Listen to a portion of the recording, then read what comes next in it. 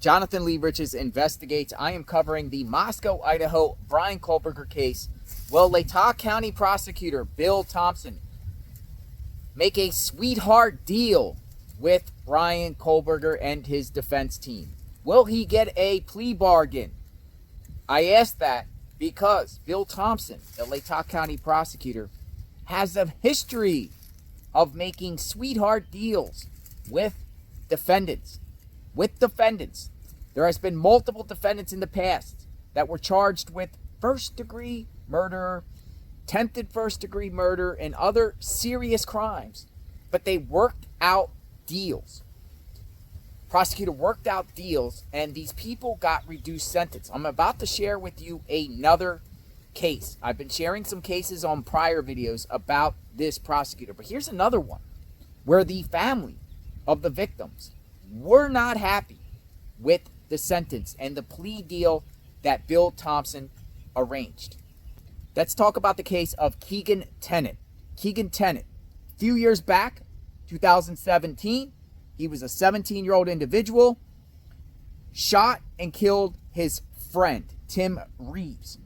They were like gunplaying as a juvenile, but it's more than that, because after it happened, Tennant and another individual buried this kid's body and then took off and went on a spree and stole a car and went off into Washington State. Well, he got arrested. He was charged with serious attempted first-degree murder, manslaughter type of charges. The prosecutor, Bill Thompson, made a deal with him. Now, ultimately, the deal was I think the deal was botched. I want to share with you after this gentleman got sentenced, after this kid, this juvenile, got sentenced. Check out Prosecutor Bill Thompson. Judge Stegner imposed a blended sentence. The underlying sentence is up to 25 years in the state penitentiary with 5 years fixed. But because of Mr. Tennant's age, the judges initially committed him to the Department of Juvenile Corrections. They can keep him until age 21, and the judge will decide at that point where he goes next. What happens in the Department of Corrections? Well, the Department of Juvenile Corrections, this commitment, it's to a secure facility. It's the juvenile equivalent of prison. But they have programming that's specifically designed for people Mr. Tennant's age, as opposed to what adult corrections have that are primarily designed for folks who are adults 21 and older most times. And we'd assume that Matthew McKetta will likely get a lower sentence? The plea agreement that's on file with the court for Mr. McKetta contemplates a probationary sentence with the maximum penalty hanging over his head.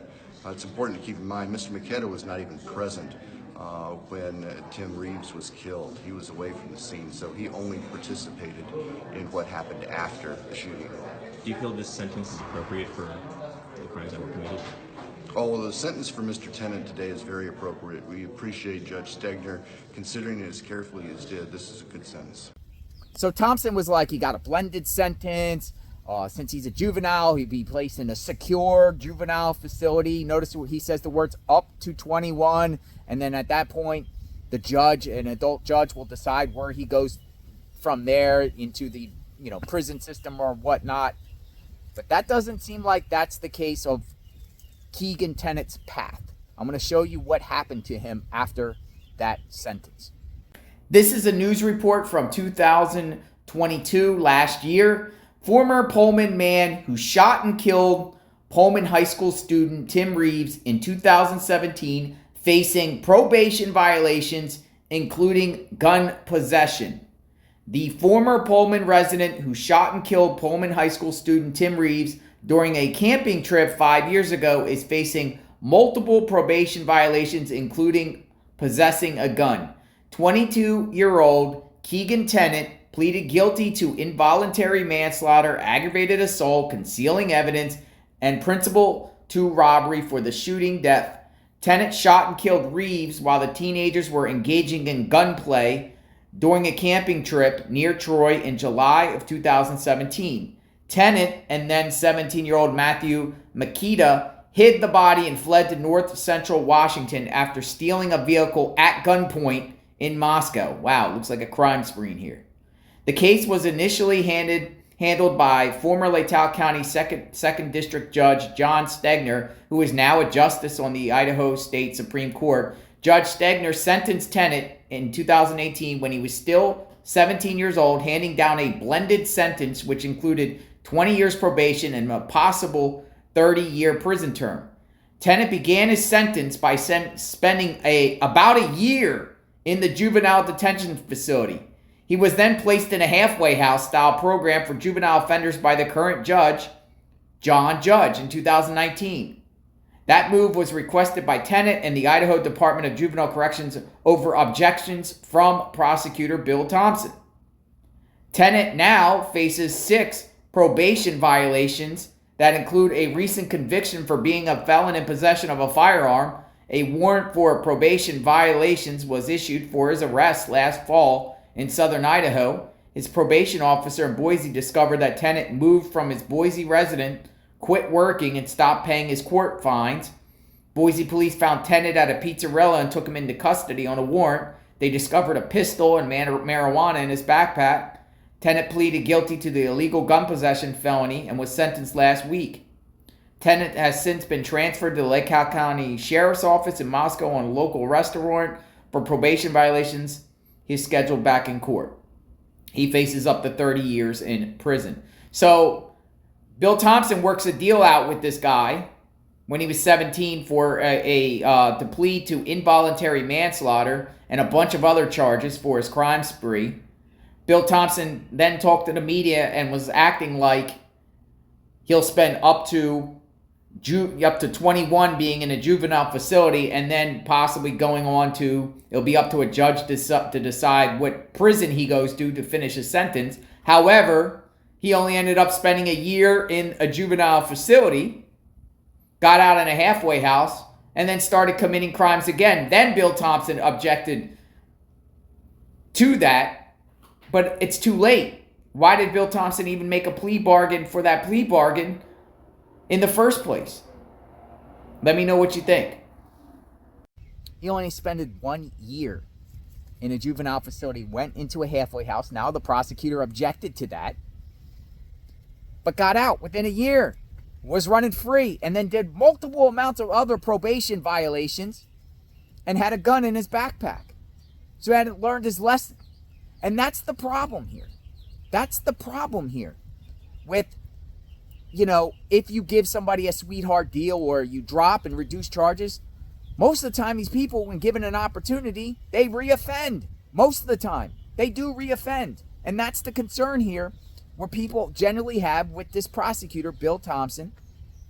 I did research, and I posted this on my Twitter account. I think he's only tried he's been on the bench since 1992, 31 years on the bench. He's only actually tried 3 first-degree murder cases. Actually tried. All the other cases were either not first-degree murder, like second-degree, third-degree murder, or plea deals where he allows these people to plead down.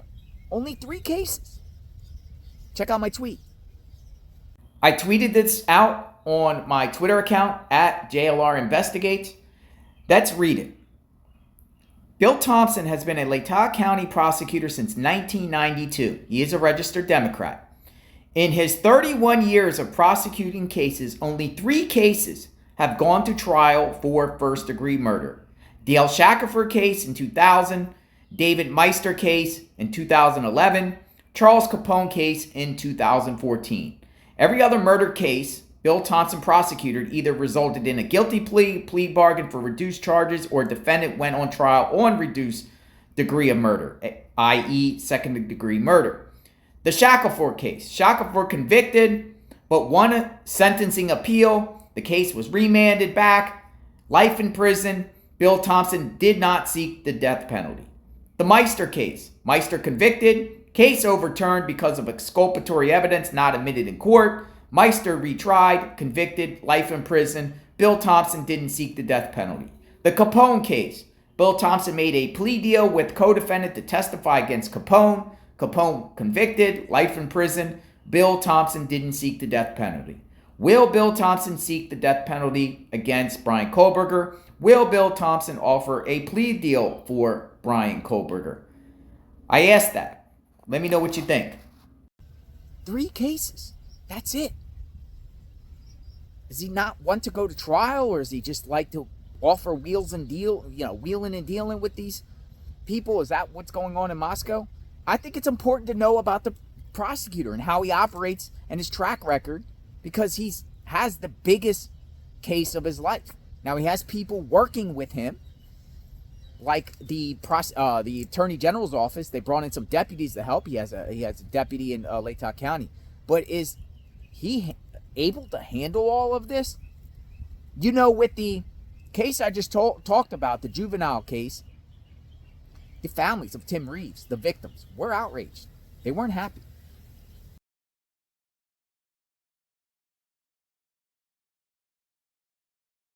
They didn't like it. They didn't like that sentence at all. They thought it was too light. Some other cases I've been talking about with Bill Thompson. When Kai Lee, his parents or family did not like the deal that Bill Thompson made. Seems like it's a history and a pattern dealing with Bill Thompson. Subscribe to my channel, hit the notification button. Let me know what you think. I've been covering this case, giving you extensive coverage and some insight about this prosecutor. Now, he could very well be a good prosecutor in some people's eyes. If you think he's a good prosecutor, you know a little bit about him, I would love to hear what you have to say in the comments, and let me know what you think. We'll talk. We'll talk soon. Justice for the victims and their families. Stay tuned.